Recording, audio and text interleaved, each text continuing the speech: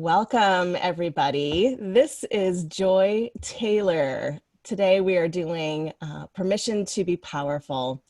And I'm so excited to have Joy on. It's funny, we did a mentorship program together. And we had some contact, and then she came into the particular program that I was in, and we got a little bit more contact. And what I love about this woman is her heart. Like, she's so heart-centered, and yet she's a badass. She's such a powerful presence wherever she goes. So I'm really excited about sharing this concept of power with Joy and talking about vulnerability and inspired action, and just how do we work with this powerful energy within us as women entrepreneurs. I'm so jazzed that you're here. Welcome. Thank you. I'm jazzed I'm here too, because I always admired the comments you made in our live and online workshops. You're thoughtful, deep, and playful. And it's really cool when we find other friends who can be really deep, but also like, we want to play. Girls just want to have fun, right? Absolutely. Yes. I love Yes. the go-go. I am a girl of 100 lists. What shall I do? Let nothing be missed. But I love also, they also want to I love it. So I'm going to read Joy's bio real quick, and then I think we're already ready to roll. Like, that's what I love about this, is just we dive right into the deep end of the pool. It's my favorite thing ever. And like you said, Joy, I love finding other women who like to play at the deep end of the pool, but it's not such a serious thing. It's like, it can be, but there's also so much room for playfulness and just love and presence and all of that good stuff. Yeah, all is welcome here. All of it. Yeah. So Joy is an intuitive business muse. I love that phrase. She's helped thousands of women start and grow purposeful and profitable businesses. And she promotes a new paradigm: soul-inspired living. She suggests that by leading from the heart, we can create a better world. Her mission is to empower and inspire groups and individuals to align with their values and enjoy the process of successing. Can you tell me about that word? I love it. It's in quotes, and my Word document didn't like it. It wanted to correct it. So what does that mean to you? I do that all the time. I'm such a rebel. Success is a verb. So success is a verb, meaning it is how we live. And I often say, like, it's the power of ing. So you can add ing to anything. We are mastering, we are successing, we are growing. When we get into like thinking success, I'll just speak for myself. When I put success up here on the top of a mountain and something I'm going to achieve, I'm never fully satisfied until I get there. And then once I get there, I have the next mountain to climb. Right. And so it really came to me it was probably 8 years ago. And I don't remember how exactly I was talking about success as living in alignment with your values. Mm-hmm. And I realized it was the living part that was the most important. And so why can't we be successing? Meaning we are in the process of being in alignment with our values. So whatever our goals are along the journey, who do we want to be? What are the values or the guiding standards we use to get to that destination? So it's cool to have destinations and intentions. Exactly. My experience of life, though, is they're better than imagined when I focus more on the ing, the process, the successing, the living, the experiencing, the growing, the experimenting. Mm-hmm. And I realize, oh my goodness, successing is a continual process and state. And sometimes the mountain turns and I'm going up another peak, and it's better than I could imagine. And really, this is probably one of my biggest life lessons, is moving from the goal-oriented drive destination, I'll be happy when I get there, to just, I'm here now. Yeah. It's like the difference between being and doing, right? We live in a doing world. And when we focus on who do I want to be while I'm doing, or, who is it that's on this journey, and is that in alignment with what I need, what I'm moving toward? it's such a beautiful and very feminine, I think, kind of frame for focusing on the being. And it's not that we stop doing, it's not that we're not focused on the steps that we need to take, the action that we need to take, but it's like that's not the primary focus. It's what's happening in here that's the primary focus, and it's moving us toward that. I love that. India Ari, who is one of my favorite Yes. musicians, in one of her songs, she says, life is a journey, not a destination. Yes, So, absolutely. yeah. You can Yes. tell I like music. All my insights come from dancing or listening to the vocals of these incredible songwriters. I Yeah. actually, it's in back there. You can't see it. I have a guitar and I write songs Oh. in the closet. I haven't really come out with my music because it's a little sporadic how I often I love it. bring it out and play, but I I love it. do believe art is important. Mm-hmm. And I know you work mostly with professional women, so hello everyone, I'm a professional woman. So is Michelle. So are you. And isn't it awesome? I mean, I love profession. It means to follow through on a promise. That's Right. what profession, and I love professional Mm. development. I mean, it's kind of what I do in the world. And I found that the most exquisite professionals are artistic by nature, creative, and have those kind of outlets. So Yes. for me, that has really been a way for me to just tap in and tune in deeply to the essence of me that wants to express itself. Not Yeah. always in such a structured format, Yeah. which most of the professional world has been, although that's changing. Yeah. And we get to be the ones who change it. By, Exactly. It's huge because that's part of, when I was working with my coach and we were really trying to figure out like what is kind of the through line, what is the through line of everything that I offer? Like what is uh, this kind of nugget yeah. that is different from some of the things that other people are doing when it comes to personal development or working with beliefs or working with, ourselves and our personas and all of that. And really what I think it is embodiment, because for me it's all about we have to bring it back to the body. Like if I want to be a confident speaker, I have to be in my body while I'm speaking. The best speakers are it's like they're speaking from the inside out, right? Like they're so in touch with what they feel, they're so in touch with what's moving through their body. Sometimes they feel like they don't even, like they're not even thinking about what they're saying, it's just kind of like coming from somewhere else and coming through them. And so I believe that, like you were saying, the expression piece for me has always been around the body. And even doing practices, my teacher will not allow us to process verbally.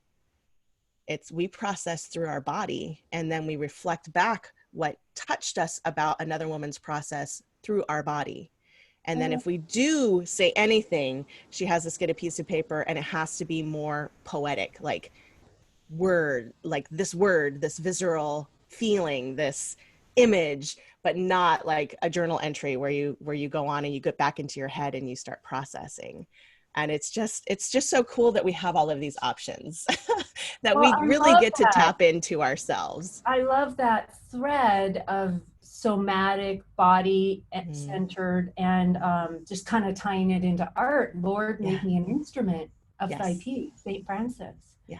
So, what I'm hearing you talk about, even because I speak too, it's like, yeah, that's my prayer before I'm getting on the stage, Right. getting on the videos. It's like, Lord, make me an instrument. I can do it because I am a conduit. And I Exactly. want to be that conduit. I really, and that's what soul inspired living is all about, Yeah. is that Yeah. process of letting the soul, which is in the seat of the heart. So Yeah. this is Joy's book, The Seven Wisdoms of a Soul Inspired Life. So when she talks about soul and inspiration, she's put a lot of her knowledge into this particular book.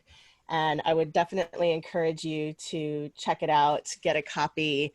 There's just so much juiciness in there, and I love it. I love it. Thank you Yeah. for sharing Thank that with you. me. Yeah, Yeah. well, I mean, we're all talking about living from soul, and we're seeing it more and more and more. And that was actually for me a big deal because I came from a more traditional, well, first off, I was a healer and an intuitive. But I was also a businesswoman. I had an herbal line, and I just found out I love sales. I love business. I believed in the mission and the vision and the values, and it grew. And so I became a business consultant and a coach and a speaker and a trainer and wrote manuals. And my identity, without me being conscious or trying, moved into this realm of being more of a business Right. professional, Right. teaching entrepreneurship at the college and for economic development institutes. And so there's that element of a little bit more of the structure, the business acumen, the understanding how to write a business plan, Right. Right. and this energetic of Joy who's really aware of the intangibles. Yeah. So somehow in the process of writing that book and living my life, I just keep going back to, oh, when I live from a soul inspired place, then it infuses all of those structures. Yeah. And when I talk about soul inspired businesses, the soul of the business is, it's very simply the mission of your Hmm. company, the vision, and the values you hold, which Yeah. in traditional business planning are the foundational statements. Hmm. But I call it the center or the soul of the business. Yeah. Um, anyway, yeah, we want to live from that, and we want to, wherever we find ourselves in traditional settings, in non-traditional settings, on the street, on the dance floor, be coming from a more authentic self, which Yeah. is another way we could put it. Authentic in that kind of Yeah. alignment. So let's talk about authenticity, because that's definitely what I'm all about, is authenticity and really showing up fully as who you are in this given moment. And you and I have had a conversation around the shadow. Like, how do you become your most authentic self? Or I guess, let me ask you in a more direct, personal manner, how did you become your most authentic self? What were some of the journeys that you were on to find joy? Hmm. Feels like I'm journeying. Hmm. I somehow along the line, I really got the sense that if I wanted to be more awakened, I just had something inside of me that wanted to grow spiritually. I was just born with it. And I was Yeah. raised in a more spiritual family. So there was like a remembering that when we were learning about Jesus, I was like, I was there. I was there. It just all made sense to me. I changed Yeah. my name from Joe to Joy when I was 5. So there's been that yearning. And what I found out was if I wanted to be more awake, I needed to hang out with people who were awake. Right. Right. And so that led me down the journey of studying uh, with some incredible mentors and teachers. And to this day, I continue to. Carl Jung being one of them, right? Hmm. And I put that Hmm. quote: one does not become enlightened by imagining figures of light, but by making the darkness conscious. Right. My Yes. experience is it's gonna happen. We're gonna have to confront ourselves, and it's gonna either happen with an illness, relationships that fall apart, financial issues, some circumstance in our life, COVID-19. COVID-19. Yeah, something out there is going to happen that we don't like, and then we can either be a victim and keep pointing our finger, or we can look back at the 3 and be victorious and say, Right. okay, time to face myself. Yeah. Yeah. So that's kind of been what I've been doing the whole time. And how, oh my God, I'm just fumbling my way. Went through a marriage and a divorce, have had some health issues throughout my life. I'm a relatively sensitive body with some things that I'm sensitive. So I'm Yeah. dealing with food allergies and stuff like that. Yeah. And Yeah. that's like, how can I not, um, hurt, loss, dreams that didn't come true. Hmm. And even to this day, reconciling, I use that word a lot, but reconciling with aspects of myself. I've made some terrible decisions. Mostly my hook has been following following some slippery slopes and some shiny objects, thinking it's back to the successing. Why do I talk about it? It's because I've fallen for. Yes. We I've teach spent, we teach what we seek to master, right? oh my God, I remember spending $10,000 on a marketing campaign in my wellness business that the ROI was roughly 1,000. Wow. So I was like, why did I do that? Because I was talked into it because they had the right vocabulary. It sounded good, but inside here it Mm. never felt good. I can give you so many examples of that. I think that's one of my biggest Yeah, because you talk about that. You talk about really tapping into intuition. And I know that that's a big thing for a lot of women, especially women with trauma histories. They've stopped trusting that intuitive muscle, right? And they are more likely to get talked into things because they're feeling it in their heart, but they're not necessarily dropping into their knowing and taking that extra step back and that kind of observer place of really checking in. You know, how does this feel in my full body? Is this an excitement, or is this a no? You know, like, do I even know the difference between the two of those, right? right. So I And start small. I think one of the right. I've seen too many people like, oh, they're going to try that out on a major life decision. Don't. Exactly. Yes. Try it out on what you really want to eat for dinner. Hmm. Try it out on being invited to a networking event or a party, or how does it feel in your body? Try it out on choosing your hairdresser. I mean, Yeah. really, truly, Yes. like, just I let's agree. just grow and then notice. For years, I actually have it over there. I have this insight intuition journal, and I just kind of note when I get an insight and what Mm, happens, or when I also see symbols. And it's important when we do start following our intuition to celebrate it. Celebrate it when we think about someone and they call, or when we get a inspiration. I had the hit to call someone this morning, and it came through an image. I'm more clairvoyant. voyant. Uh-huh. Hmm. So you can be clairaudient, you see, hear things. Claircognizant, or clairsentient. So Hmm. claircognizant, you just know. Clairsentient, you feel. Clairvoyant, you see. And we usually know what we are because we use it in our vocabulary, right? I could see that coming, or that sounds true, or I heard this little voice inside.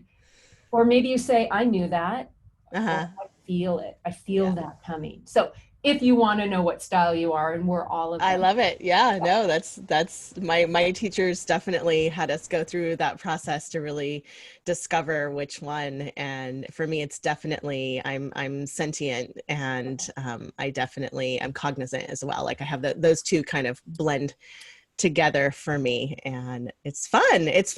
And I love the idea of the celebration, because that really, it actually helps us tap into our subconscious mind and remind our subconscious mind, like, this is the new program, like this is what we're looking for, this is what we're playing with right now. And the more that we celebrate it, the more that our brain lights up and goes, oh, this is something we want to keep doing. Yeah. And I love that. I love that suggestion to really celebrate and kind of put a stamp on when you notice those things happening, so that they And when happen you more often. notice that you had an intuition and didn't follow it, and it Yeah, didn't happen, celebrate that too, because that exactly. you celebrate that you noticed it. That's just equally as important. So I meditate in the mornings, which is a great way to bring us down into theta. And when we Hmm. get into theta, then we're more clear, so we can Right. more see, sense, know, hear the insights. It's kind of like a pool, like if you imagine a swimming pool, Right. and if there's a message at the bottom of the pool, if there's a lot of waves on top, it's like very hard to see the I message. love that imagery.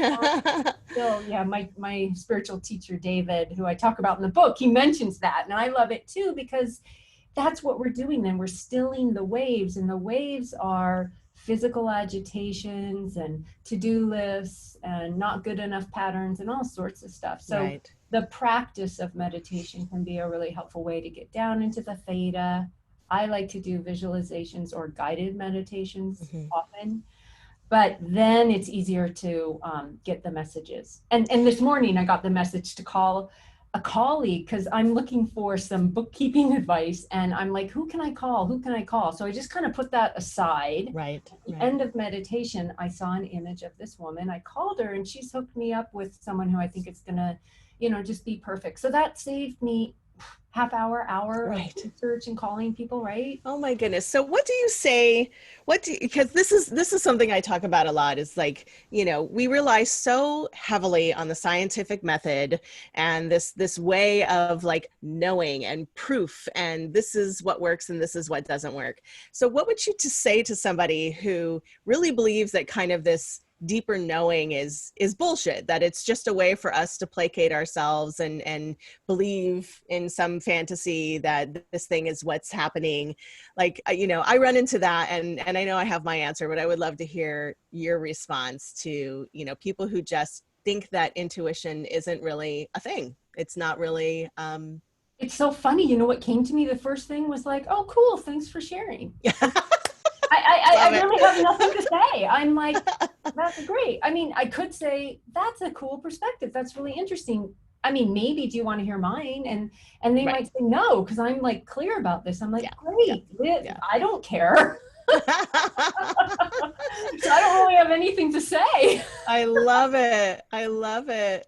And That's yeah, because we all get to choose the paradigms we live by, and yeah. then we'll have plenty of evidence to prove to us that, that is truth. That's what beliefs are about. We have our beliefs, we find evidence to justify them, and we can keep living. And if it's working and you have a great life and you're relatively happy and you feel in balance, I but love it. I'm wondering how in touch. Yeah. Yeah, I'm wondering how in touch one really is with the deep, deep essence. Talk about Yeah. the deep end, right? Yeah. The deep Yeah. essence of self, which back to authenticity. It's not always happy at all. It is Right. all of it. It is, for me, grief is up. I don't know what's exactly happening, but I know that lately, and this has been about 2 months, I like to cry.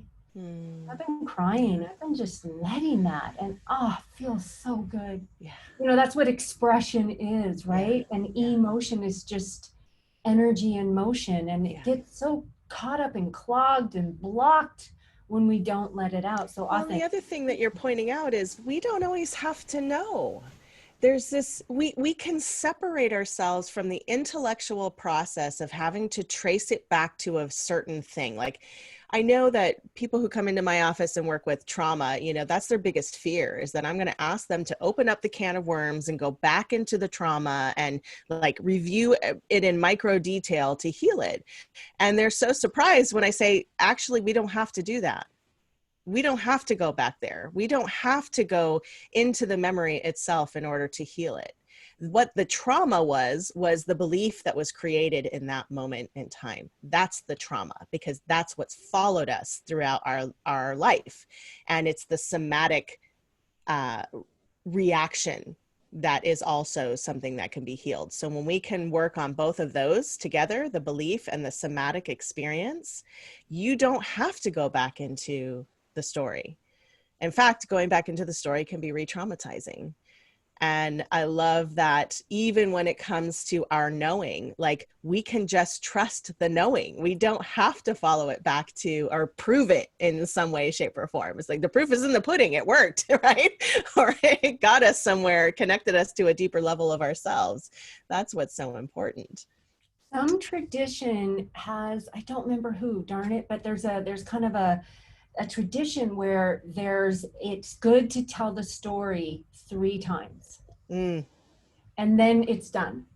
And I would add, you can tell the story 3 times, but think about, decide, discern who you tell that story to, oh, absolutely. and 100%. bring your own observer present with it. So if Right. I'm going to tell the story of the victim or the complaining, and I'm going to Mm-hmm. move that through my body, whatever that story is, I'm going to bring that loving presence. And if I choose a witness, they're going to be someone who's just going to hold it, Yes. let it Yes. move through. And the intention is to let it move through. That was the story. That was the circumstance. Yeah, But I'm loving what you're saying, because eventually then it's more about the movement of energy, the movement of emotion, exactly.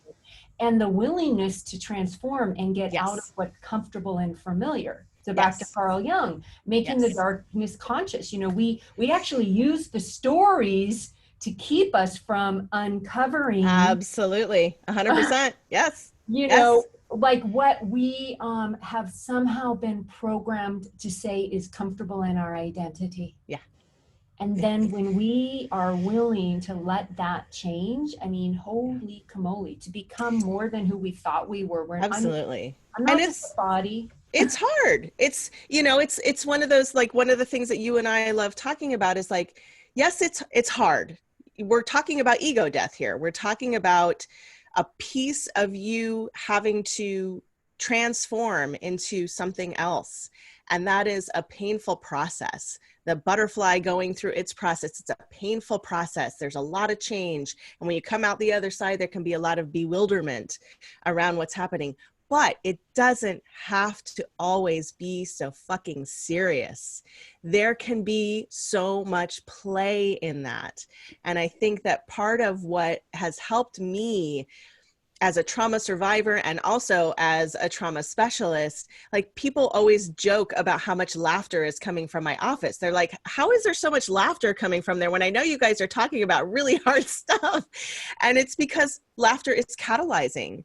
Laughter is medicine. When we can stop for a second and take that kind of irreverent view of ourselves and laugh at our own seriousness and kind of break through some of the illusions that hold us so tightly, it's so beautiful.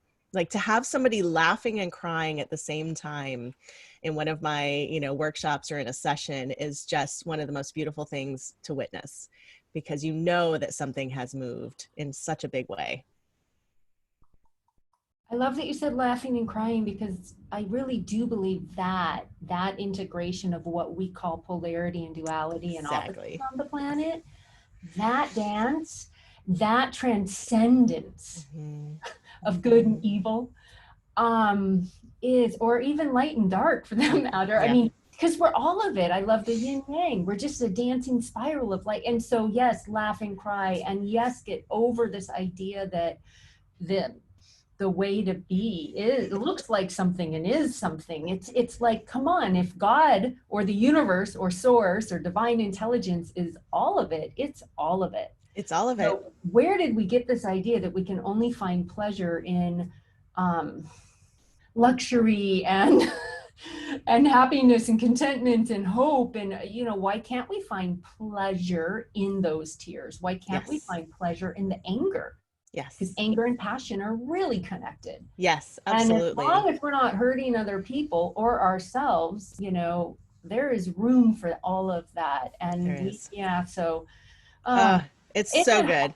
yeah, and it is. It's like, God, is it hard? Well, I guess yeah, it can be. I'm in the middle of it. I can see my stubborn ways and my stuckness, and Mhm. see, it even came out my throat, Right, my right. patterns, right? I totally get them. And but it's nice. It is nice to sometimes identify them and just be able to say, oh, there I am again. Right, There I right. am overcommitting. There I am taking, oh God, another one for me. I take on too much responsibility, and my business is growing right now. So I'm scaling. I'm in the process of Yeah. going from contractor to employees, and I'm noticing, like, my default is Mm. to take more responsibility, and oh, so anyway, Yeah. I notice it, so I can go, or I can go, ah. And I'm gonna do both: contraction, expansion. Who's a Well, mom in the audience? you Anyone brought give up birth? something a minute ago about pleasure Yeah. and some of these harder emotions. So you used a phrase in our pre-interview that just like rocked my world, and I put a star next to it. And you talked about getting off on the shadow. So I want to hear a little bit about that, because to me, like, the most powerful people that I know do have that sense of it's all good. All of it is good. When I'm in pain, that's good. It means that I'm feeling and I'm growing and I'm touching into something deep. And when I'm, when I'm stuck, that's a good thing, because then I learn how to break free. And they just have this amazing ability to like reframe everything into the juiciness or the complexity of life as a good thing, as a beautiful thing, as a necessary thing. So tell me about this getting off on the shadow Okay, quote I that you will. gave me. I'm always wanting to give credit to my influencers, Mhm. right? So Carolyn Elliott wrote just an absolute kinky book, and she's been a cool influence in my life in the last year. It's probably been the biggest transformational book that I've read this year so Mm, far. yeah. But yeah, I mean, when you talked about stuck, it's like we can be excited about being stuck because of what's on the other side of it, or we can just be excited about being stuck. Right. And so Right. what if we give ourselves permission? Aren't we talking about permission We today? sure Okay. are. All right, permission to enjoy stuff. Yeah. Enjoy it. And what And a that, paradigm shift. I mean, really, what a mind fuck to imagine that. To imagine that. well, so one of mine I realized, and you and I have a friend, Lori McKean, in Yes. common. So Yes. and I think you might be interviewing her. You can talk I to her. am next week. Okay. Yeah, talk yin and yang with her. She's Oh, really yes. good. But no, I was recognizing with her in a conversation how I actually I must so I must enjoy being feeling limited. I must Mm, enjoy it because there's a mm, lot of evidence and a lot of circumstances and a lot of places in my life where I have and I do feel confined. right. Right. Okay, so here's the kinky part. If we can go there, right? It's Oh, like, yes. tie me up. I love it. I Right. love it. Right? It's like, play it out. It's like, so the next time I feel stuck, it's like, what does that really feel like? It's like, Mm, ah, oh, help me, save me, save me. I love being stuck. I just can get into the persona of it. yes. And my experience is just having a little more embodiment of that, a little Yeah. more recognition of that, a little more presence and moment with that without shaming it. Yes. It's not, oh God, here I am again in the pattern where I feel confined. It could be Hmm. anything that I feel confined in a relationship, confined in a work agreement I Yeah. signed, confined in an interview and the parameters. I can just find out tons of ways where I end up in situations where I feel confined and not free. Yeah. I must love it because Mm, Carolyn says, having is evidence of wanting. So every mm, single thing that we have in our life, we want. Byron Katie talks about this too. I mean, so everything I want on a subconscious level, I'm going to get. So if I want to feel confined, I'm going to get it. So I got to get in mm. touch with the fact that at some conscious dark shadow, I want that experience. Right. Does that mean Right. I also want freedom? Absolutely. Yeah. Yeah. But instead of avoiding being confined, bring it on and let me enjoy it more. And maybe I move it through my system, because the Right. only way that we grow and evolve is when we have a desire, we need to truly let it go or we need to fulfill it. Right. We have two options. So our subconscious desires a lot of things that we do not want to admit. Yes. Maybe Absolutely. poverty, maybe victimhood, maybe abuse, because Yeah. we're used to it because we grew up with it. Back to the story, there's a reason, there's a program, but Well, there's and back to the polarities, of like when it's not all or nothing, it's both. So if I'm so invested in this side of the equation, I'm ignoring this side of the equation, and this side of the equation still has desires, wants, and needs. And so the integration is like recognizing that both are true, both are possible, and then making choice, right? And bringing them kind of both back in so that we don't get caught up in we don't have to have that lesson anymore because we have integrated it, right? We have moved it through, like you said, we've moved it through our body. We've had that final experience with it that really just, okay, I can be good with both. They're both true. And I love that idea. I love that. Well, I know it's fun, isn't it? It can be really interesting. And so, like, we talked about expression, and the Right, opposite of expression would be like repression.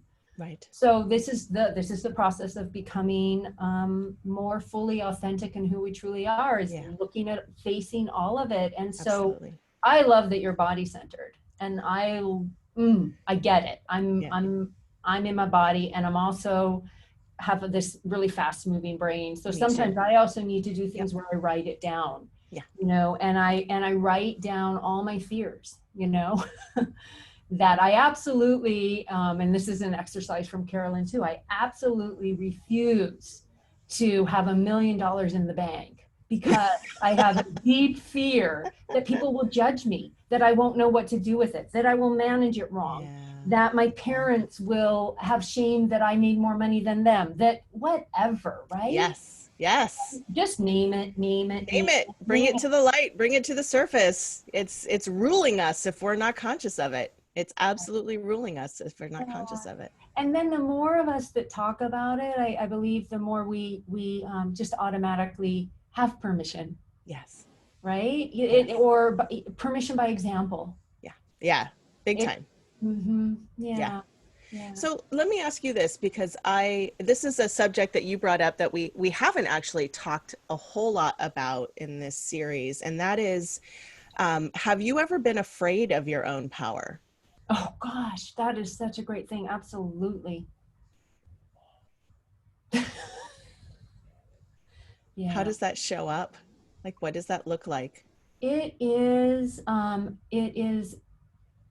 what I could call anxiety or fear, Hmm. that also could be called excitement and anticipation. Right. Right. So, and that's how it shows up. Yeah. And there are times when I'm like grooving, I'm excited. I know that the power that is flowing through me is greater than me, more than me. I'm a conduit. There are times when I'm so focused on the people or the person in front of me that it is for them, and I'm willing to be that strong and powerful. So Right. there are times when no, I'm just in the flow and I am that power Yeah. flowing through the conduit. And then there are times when the power comes on and I freak out. So Yeah. for me it's anxiety. And then also if I'm incongruent or unwilling to do something with the power, I can get super depressed and Mm, yeah. decide it's time to have I don't know, more chocolate or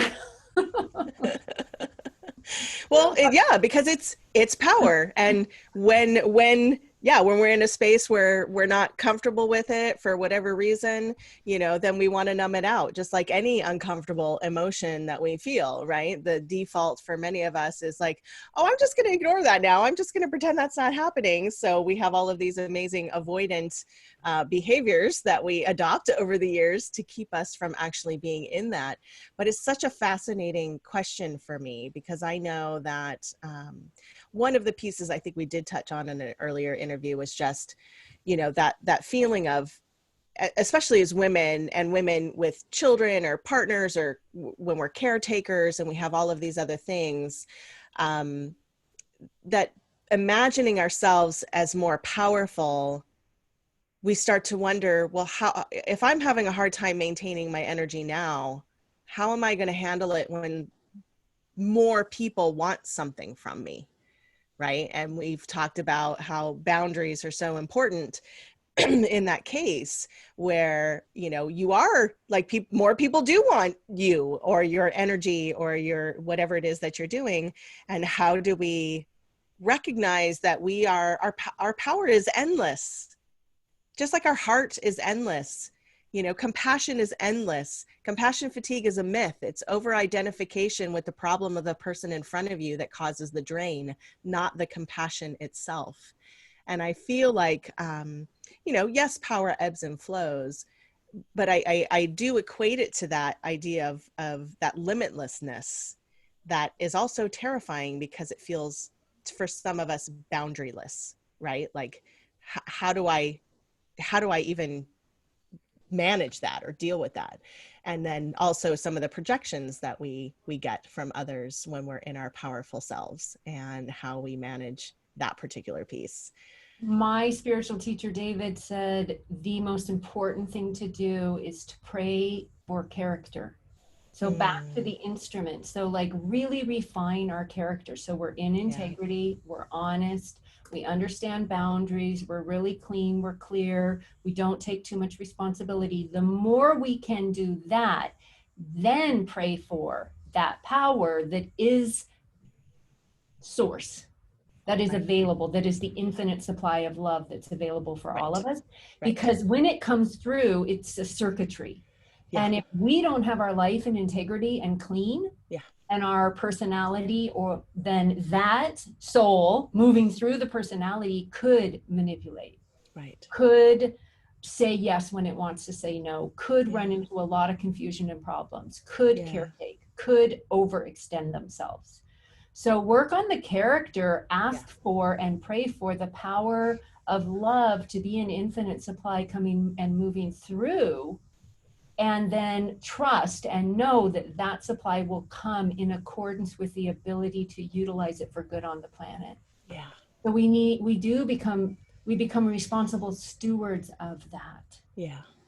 I've had a couple experiences. I know we're getting to the end, but I went to Yeah. France and I was in the cave of Mary Magdala. And it was an initiation. We spent 3 days. I was with 13 women. We spent 3 days meditating in the cave. And so, talk about power. Mm-hmm. This is hard to describe, but what I got was the power was so strong and it overcame me. Yeah. But at first, it felt overwhelming. And Mm-hmm. that's when I felt the fear. Right. Fear was coming in. It was like, oh shit, this is overwhelming, because all of my ego, you talked about it, all of my Yes. identity was about to be freaking, I don't know what, Obliterated. shattered. Like, you aren't who you think you are. You are much more than that. Here we Yeah. go. And I Yeah. could feel all of that. Yeah. And then it became like, okay, like truly, like I surrender. I overtake me. I Yeah. surrender. So there is a place where that power that we think we're afraid of, surrender, Mm-hmm. release, have the orgasm of your life Yeah. with the Yeah. divine, Yeah. and don't get caught up in what it looks like Yeah. to have that amount of power, because it might look like going home and cleaning the kitchen and loving your kids. I love that. Yes. Yes. Our projections are strong. Yeah. Our expectations are strong. And I agree, when we release the expectations, the stories, the projections, whatever that may be, and simply become present with what is, um, then we're not in that fear and worry, because we're just present. We're just letting it move through us in. And I love that idea, and I agree, my spiritual teachers say the same thing. We have to constantly be doing the work to keep ourselves clean, to constantly be doing the excavation of our personality, and really playing and dancing with that shadow. We have to, in order to be the most powerful conduits that we can possibly be. And those of us who are healers and mentors and who work with others in service, it's an imperative.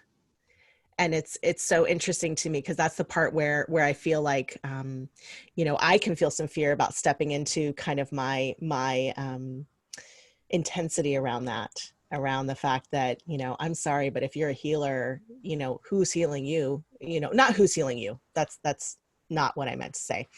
Who are you going to for the guidance and support to come back home and heal yourself? Right? Who's your coach? Who's your whatever it may be? Because yeah, that to me is exciting. I love doing the work because I want to be able to hold as much space as I possibly can and allow whatever needs to happen for the client to happen without my ego or fear getting in the way. And the only way for me to do that is to do my own work. And there's a lot of people who aren't. And that's where I can get kind of intense. I love your intensity. Intensity mixed with playfulness. I'm very much learning to embrace my irreverent self in a much deeper way, and I'm loving playing with that and dancing with that Well, I'm irreverence. guessing there must be great reverence for certain things. And Absolutely. and so I would see both. I see a lot of reverence in you as well. Yeah. Yeah. Mhm. And I have so much reverence for you for coming on Mhm. today and sharing so much juicy Thank wisdom you. and Yes, please. A yes. round of applause. Yes, I love No, thank it. you. It's to me, this is one of my favorite things, having these kind of Yeah. conversations that others can, if they so choose, resonate with, Yes. take Yes. away some gems and awaken and remember what is already known, Yeah. because we all Absolutely. know all this. Absolutely. And if you want to hang out with Joy more, then definitely go on to the membership page because her information will be on the membership page. Her free gift will be on the membership page. And remind us what the free gift is. 2 chapters of my book. Beautiful. Yeah, and Yes. one of the it's the intro and then the chapter on intuition. So it's Oh, great. beautiful. Go a Perfect. lot deeper on that. And Yeah. yeah, my pleasure. Really Wonderful. fun to be with you and everyone. Thank you so I love much. what you're up to. It's important and great. Thank you. Thank All you. right. Right back at you. Bye Bye. bye.